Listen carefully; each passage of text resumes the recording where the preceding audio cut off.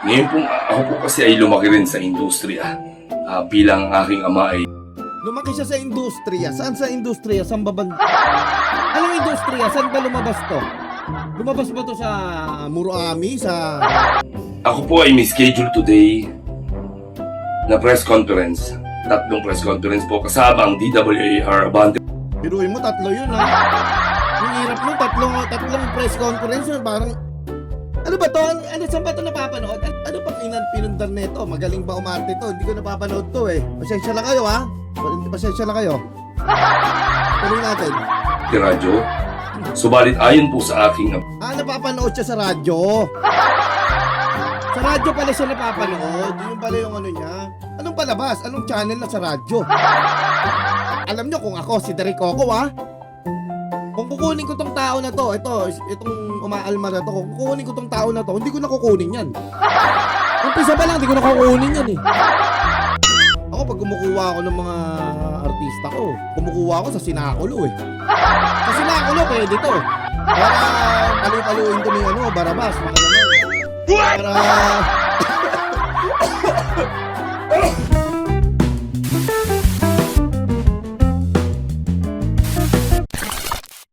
Hello, magandang araw sa inyong lahat. Ito na naman na nagbabalik ang inyong DJ Makopa in the house, man. At sa lahat po ng mga nagtatanong, no, kung bakit ako bumalik. Hindi naman ho ako nagbalik, no, naisipan ko lang ho na gawin uli itong ganitong content. Ayoko na nga palabasin tong ego ko na to eh. Grabe ho ang pagiging isang DJ Makopa dahil ito hong karakter na ito, ayoko talaga. Ako ho'y lumabas lang para ho magbigay opinion. Ito ho ay hindi paninira, no? Ito ho ay hindi pakikisawsaw. Ito ho ay opinion lamang. Tamang chismis lang. Alam nyo naman sa social media, puro chismisan lang dyan. Kaya ako bilang isang DJ Makopa, gusto ko i-chismis, no?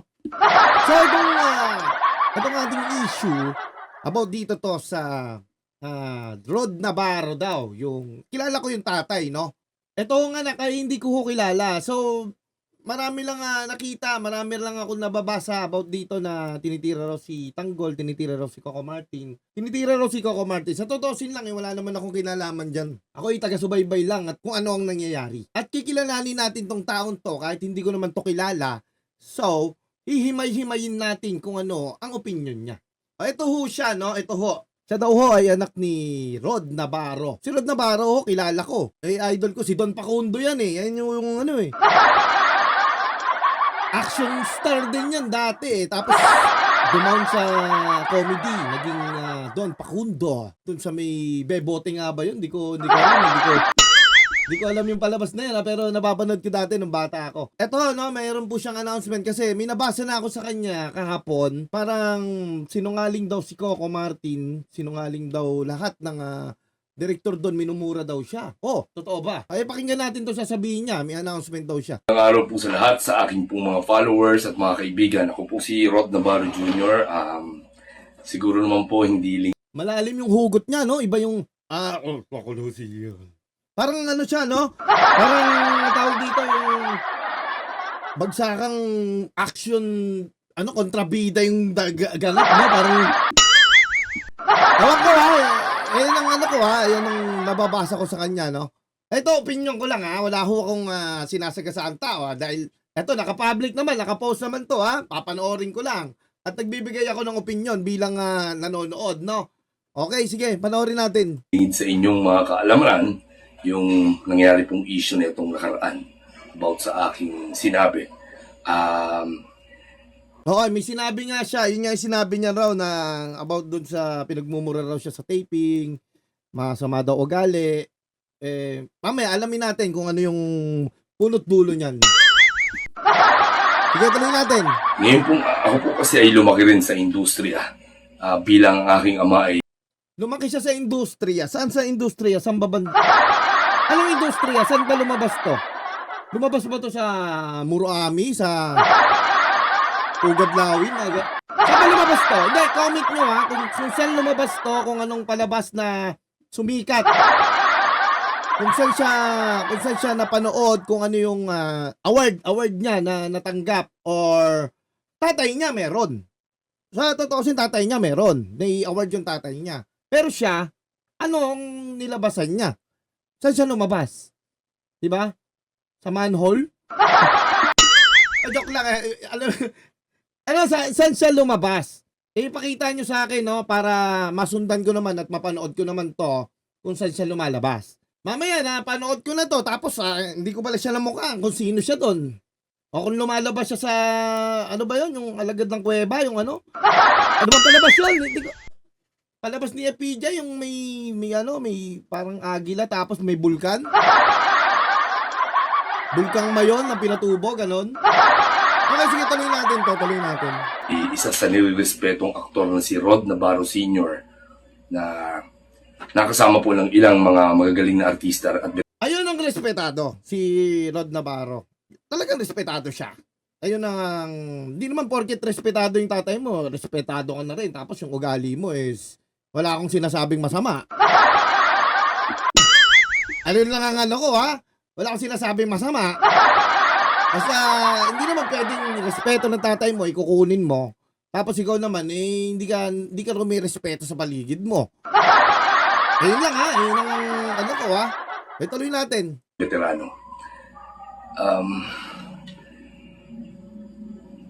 Ako po ay may schedule today na press conference. 3 press conference po kasama ang DWAR Abante. Biruin mo, 3 yun ha. Ang hirap mo, tatlong press conference yun, parang, ano ba to? Ano, saan ba ito napapanood? Ano bang balabas na ito? Ano bang, ako naiwagaan ako kung anong eksena na ito, kung ano ang, tawag dito, kung saan siya lumabas, anong pelikula, nagbida ba to? Nagbida ba to sa Wow Mali? Sa Wow Mali lang, kahit sa Wow Mali lang lumabas to, okay na ako eh, mga idol, nanonood ako nun eh. Pero kung extra lang na ganyan, no bearing, wala nang issue para magganito pa, mag-press conference pa, no? Kung big star ang tatay, pero yung ano bang pinundar nito, magaling ba umarte to? Hindi ko napapanood to eh. Pasensya lang kayo ha. Pasensya lang kayo. Tuloy natin. Radyo. Subalit ayon po sa aking Napapanood siya sa radyo. Sa radyo pala siya napapanood. Yung pala yung ano niya. Anong palabas? Anong channel na sa radyo? Tuloy nga natin. abogado, ito po ay ipagpapaliban muna ng 3 araw. Pat 3 araw pa. Hindi mo na lang ginawan isang buwan o isang taon para 3 araw mo pa ba? Ano ba naman yan? Sige, tuloy natin. Upang pag-usapan ang aming legal na hakbang dito sa isyong aking kinasasangkutan. Siya pa may illegal na hakbang, no? Parang nadungisan ang malaking pangalan niya sa industriya, no? Siya pa ang malaking... Ay, nako. Tuloy. Nagpapasalamat po ako sa lahat po ng sumusuporta at nakakaunawa. Parang iiyak na, no? Parang MMK to, ha? MMK ba ito napapanood ko? Hindi ko alam to, ha? Nagmamahal po, Rod Navarro Jr. po muli. Ayun, nagmamahal na. Ayun na. Talagang... So, ito yung mga sinabi niya noon. Ito yung sinabi niya, baka burahin eh. Isi-save ko na, ibibidyo ko na, no? Sabi niya dito, hindi ka totoo. Maling-mali kwento mo. Di maganda pananalita mo, kaya di ako tumanggap ng tulong mula sa'yo. Dahil, ang sabi mo, isang pagkakamali ko lang, tanggal ako. At kapag di ko napalago, wag na tayo mag-usap. May mura pa nakasama ang banta at alam mo at alam ni ma'am ang sitwasyon ko na nagdurugo ang bituka ko at malala sakit ko that time. At may medical record ako sa sinisend, nakakaiyak ka sa gigil na tao ka. Puta, siya pa'y nang gigigil, siya pa'y nagagalit, no?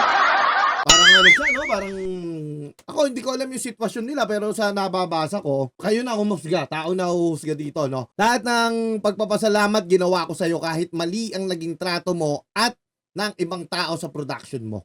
Para sa isang tao na nawala ng lahat, nasa stage depression, bakit di mo ikwento kung ano ang trato mo sa akin sa set? Guys, kayo na magsasabi sa akin, bobo ba ako o Marte? At maglinya. Hindi pa kita napapanood.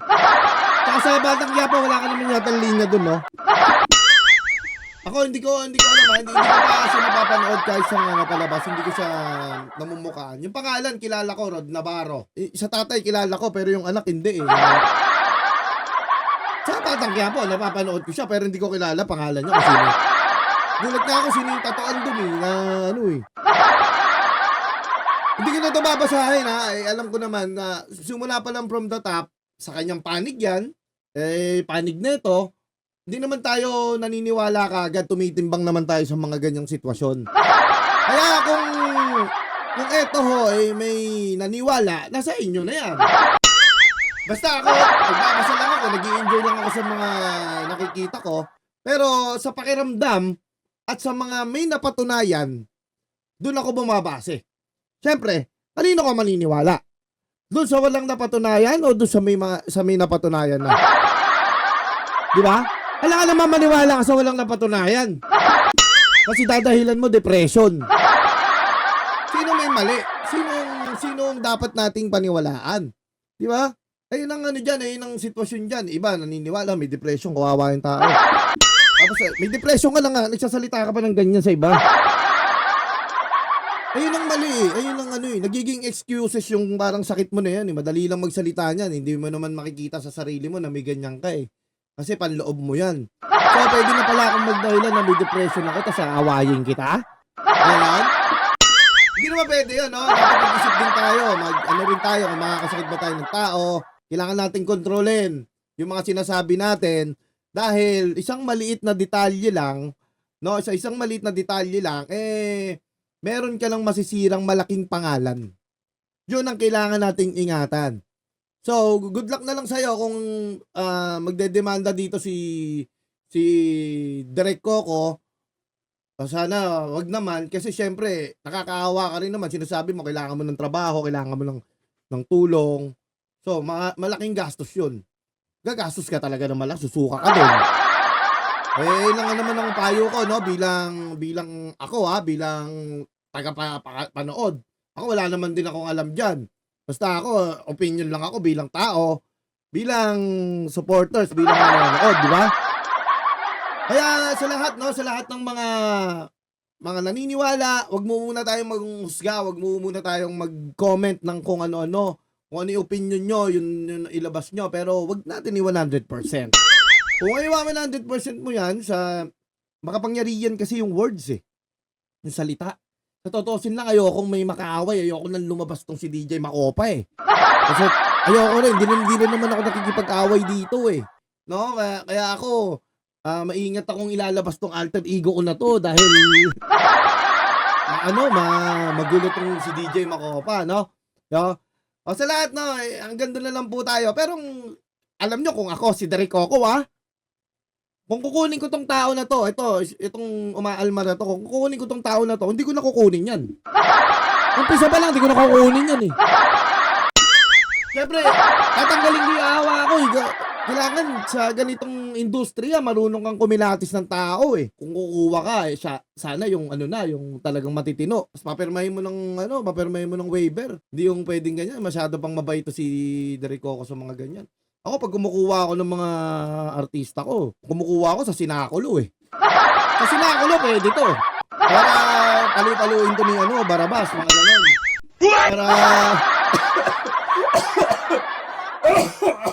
di porket may pangalan yung tatay mo, or sabihin mo may pangalan ka na, lumalabas ka na kung sa san-san, lumalabas ka na sa Wow Mali, o hindi porket ganon, pwede ka nang makalimot sa pinanggalingan mo. Or sa pangalan ng tatay, kung sino man ang pinagmamalaki mo, di ba? Sabihin mo, ano na ako eh, sigat na ako eh, ganyan, nakikita na ako, lumabas na ako 2 beses sa TV. Lumabas na ako. Ganun ba yon? Isang friendly reminder lang po. Ang yabang walang forever. Pero, magandang asal. Kung puro ego yung dala mo, wala kang mararating sa buhay. Puro ganyan na lang, puro galit na lang. Maging successful tayo, oo. Maging confident tayo, oo. Pero higit sa lahat, maging tao tayo. Hindi hari at lalong hindi untouchable. Maraming salamat po at sana bago tayo magpiling sikat, siguraduhin muna natin magaling tayo makisama. Ayun po, hanggang sa muli po, ito po ang inyong DJ Macopa. Sa lahat po ng mga mag-aabang po ng mga DJ Macopa natin or sa lahat na mag-aabang ng ating mga sabihin natin opinion, tutuloy-tuloy na po natin to. Ang inyong DJ Macopa, hanggang sa muli, Thank you so much for watching. Goodbye.